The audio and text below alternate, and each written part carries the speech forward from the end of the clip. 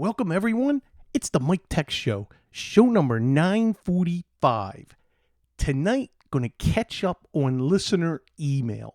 I didn't do a show last week, and then the week before, I did the show with my son Tyler, the gaming show. So email's been stacking up feedback from past shows for the past 3 weeks. So I'm going to get to that tonight. Office 365, multi-factor authentication, uploading PSTs to help with a migration to Office 365, some feedback from 23andMe, some feedback on Steam from the gaming show on the last show. So lots to get to. But before we do that, I am honored to announce that Instant House Call is back as a sponsor, and boy, wait until you hear this for coming back strong. They have an incredible offer. Now, you know, Instant House Call is what you would use for remote support for your clients, and they have an incredible deal for $7. Yes, that's right. $7 for an entire year. And if you go to MikeTechShow.com, which flips you to MikeNation.net, you'll see a link to click for the Instant House Call offer. And this goes into all the detail, everything you want to know about Instant House Call. Unlimited, unattended access points. Full white labeling, auto PC repair. You can have 10 concurrent sessions. This is unbelievable. There's a unique time window support. Customers can leave their PC ready for you to connect when you're free. Take a look at this link, and that's MikeNation.net/IHC. This goes into all the details, and it also has a link for Instant House Call, the website. You can download the trial, but this is a full version for a year. Everything is unlocked. You got to try it. For $7, you have to kick the tires. And if you've been waiting around and haven't tried Instant House Call, now is the time to do it. So Instant House Call, and that's easily instanthousecall.com. And don't forget to go to the main website, and you will be able to read about this incredible deal. So I want to thank Corey for coming back with an incredible deal for all Mike Tech Show listeners. So this is very, very cool. All right. And you know I talk about Instant House Call a lot. I use it all the time. Now, to start with tonight's show, I'm going to begin with response from listeners on Office 365, and I'm going to begin with Jason Miller's email. And he starts, Mike, I feel your pain on the MFA being enabled on Office 365 and end users not wanting to put something on their phones. We have had a few people with flip phones, and also people that just outright refuse to put it on their phone. The way we solved this for one customer is we used a program called WinOff, which is a program that you can install on Windows and use two-factor authentication, one-time passwords, or the rotating numbers. As everybody knows, it is just on Windows itself, so there's no need for a smartphone. Although I agree this is less secure, this does solve the problem with using the personal phone. But in reality, if a bad guy is on your computer to get the win off, they already own you anyways.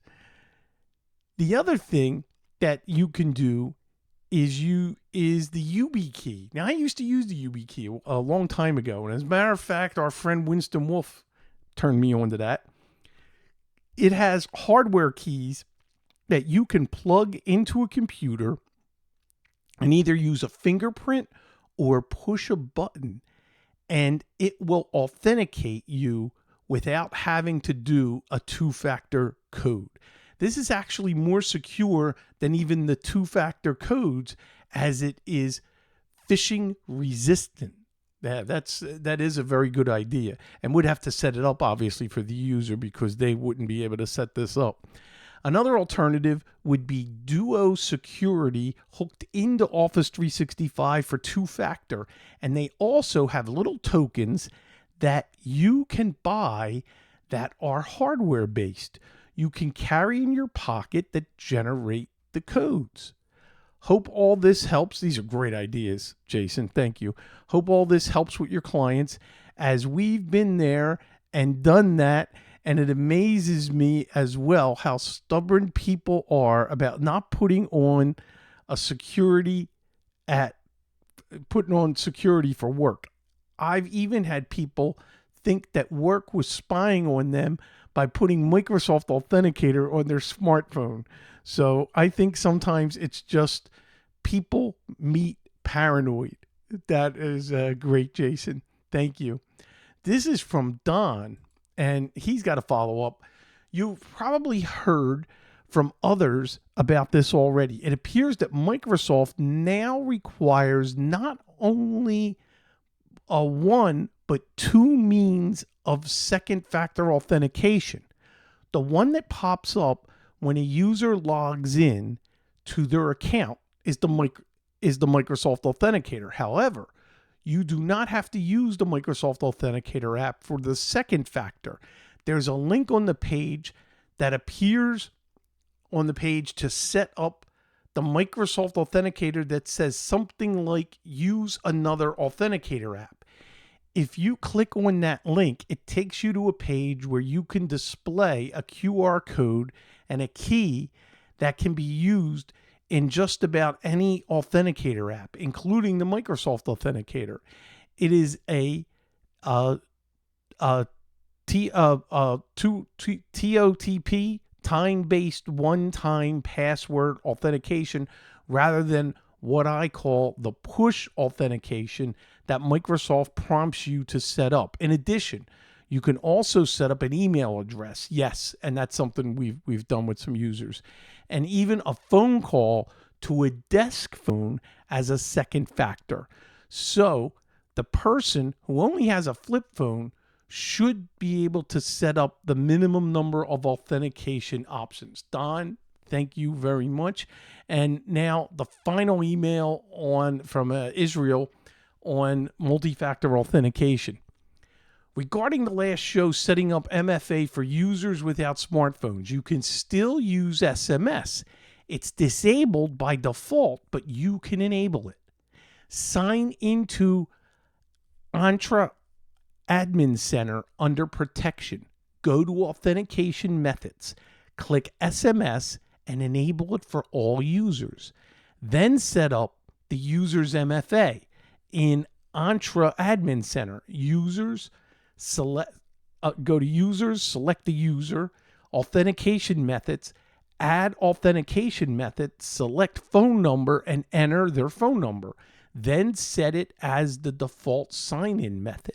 I use this quite often, especially after a migration. It saves the users from having to go through the entire MFA setup. I send them their login and password, and as soon as they sign in, they get the code via text and they're in. Keep up the great show. Israel. Great responses to the pain that I was going through on MFA. And I really, really appreciate that. Great responses. This is from Bob, regular long-time listener. And it's a follow-up to 23andMe going out of business. And I talked about making sure that you request your data. He's got a good follow-up here. One thing to mention is that if you request a download of your data, don't delete your data until your request has been completed. And, don't delete your account until you get this. And when we started the process, it said it may take up to 30 days. If you delete your data before they are finished with your data download, request will be deleted. And this is from their site. And it's an important follow-up to the 23andMe. So when you put in the request for your data, leave your account, don't delete it, leave it alone until you know you got it and you download it, and then delete. That's a very good. Thank you very much. And that's from Bob. Israel again. And this is a link, and this is the first link in the show notes. PSTs can easily be uploaded and imported into 365 via AZ copy. This is a process that Microsoft has. If you have a big migration, this is another thing to do. And he has a YouTube link that explains how to do it.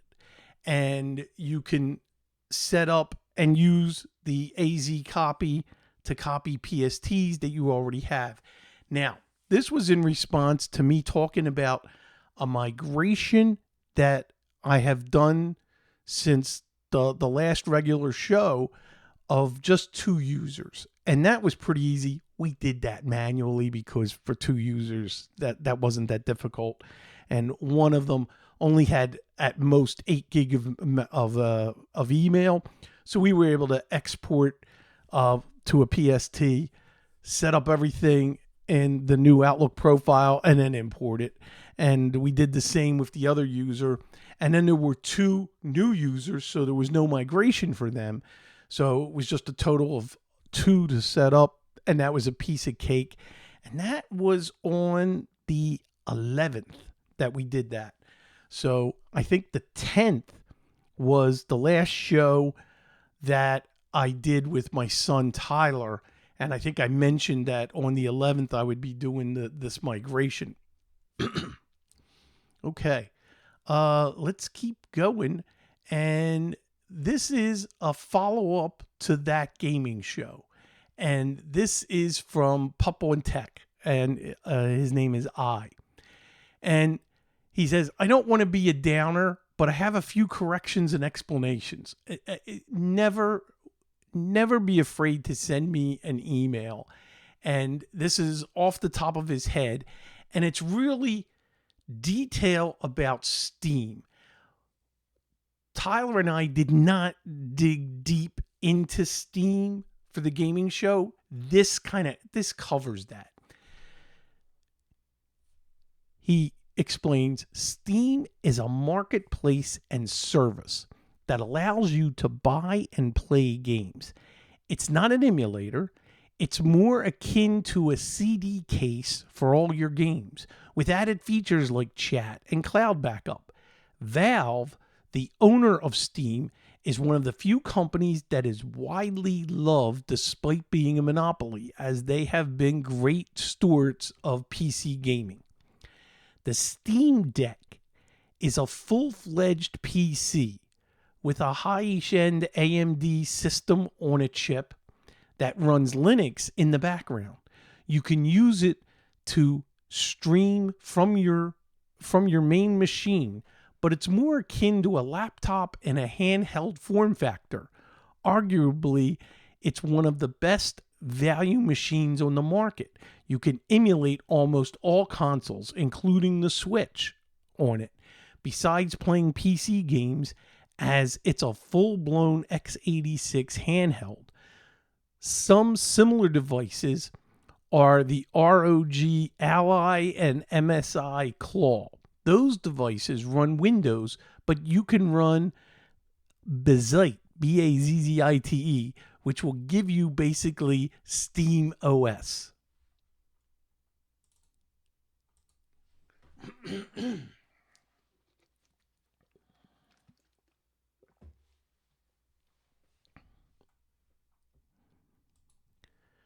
The point of Steam OS was to make PC gaming feel more like a handheld experience, with everything just working out of the box. The amount of work that Valve has poured into Proton, think of it as the successor to Wine. Wine is an emulator for Linux that you can run Windows. And he continues, is significant. The Nintendo Switch uses a 10-year-old Tegra CPU, basically a phone CPU from 2015. It's not really comparable to a Steam Deck other than its handheld gaming nature. In terms of the SSD, you are correct for modern AAA titles like those mentioned by your son. GTA, Helldivers 2, MH World, etc. But a lot of slightly older games and thousands of indie titles will run fine off a hard drive. Now, he means mechanical drive. And I'm going to add my 2 cents. Regardless, I think the price is so insignificant of a solid state drive, you should always go with the solid state drive. I even take that stance on business systems. They're not gaming, they're just running Office. And it's a night and day difference of Windows performance from a mechanical hard drive and an SSD. So I disagree with you. I still stand by no mechanical drives ever for anything. Always consider the solid state drive or the NVMe. He continues, I would recommend your son take a look at the retro handheld scene for something cheap and portable. There are several Chinese manufacturers making high quality portable emulators. The brands to look at include Miyoo, MIYOO Mini, and Mini Plus, as well as Anbernick's line of handhelds. All the best, and thank you very much. I appreciate your feedback. This is a quick email from Brent, and I did pass this on to my son Ryan. Great to hear one of your sons is interested in music. Have him check out the podcast Strong Songs. Truly amazing production and content. You know what I'm going to do, Brent? I am going to look up a link and make sure I get that in the show notes for everybody. And it's called Strong Songs. I have not had a chance to check it out. But thank you for that recommendation. Okay, this is Chris. He says, I love your show. Your stories are great, entertaining, and educational. Thanks for your podcast and your willingness to share your experience. I can't reset or reinstall Windows 11 on my HP Envoy. Is there a method to reinstall Windows using an M2 bay and or install when the M2 drive is external or removed from the broken computer and use a second working computer? I'm going to get back to that, but I'm going to finish his email. The virus scan was clean on the drive, but when I boot from WinInstall USB, the Windows install software can't see the C drive, the boot drive. So I removed it and wiped it and using a different computer. If you can't read a drive, either the drive is damaged, which, just replace it, get whatever you can from it, pull it out, get whatever you can. Or you have a strange controller for the drive and you have to preload a driver for the hard drive controller, which there are sites that explain how you can build a custom Windows 11 boot that has that driver. I remember on some older Windows that you used to be able to hit a key. And I don't know if this is still the same. I've never tried this with Windows 10 or Windows 11, but you were able to hit a key and load a driver. And this would happen more on server operating systems when you were installing it, because maybe it wouldn't see the RAID controller because Microsoft didn't have it at the time, the driver. So you'd have to go to the manufacturer and load it. That's the only time that I've ever seen that. You should be able to make sure you can boot from the external drive. You got to check out your BIOS. Now, that's something that I was thinking about this, Chris. Are you at the latest BIOS for your HP, for the firmware? Double check. Check the serial number, go to HP site, see if there's a firmware upgrade, because that could also impact being able to see the drive. So a couple things. Thanks for your question, Chris. And now this is from Bob, and this is a memory test. Okay. I hope this finds you well and that you had a good Easter holiday. You may already know about this, but I figured I would send this along if you didn't. Windows 11 has a memory diagnostic tool that's built into the OS.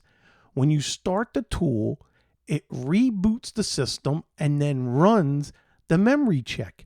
It's pretty slow, so it takes a little time to run. When it's done, it comes back and gives you the results after you log back into the system. If you hit F1 when the program starts, you can run it in either basic, standard, or extended mode. After your PC restarts, you are supposed to have a pop-up notification showing the results that should appear at the bottom right corner of the desktop view. This doesn't always happen. If it doesn't show, go to your event viewer, then go to Windows Logs, System, and then click on Find option, and that's in the rightmost pane, and search for Memory Diagnostics Result.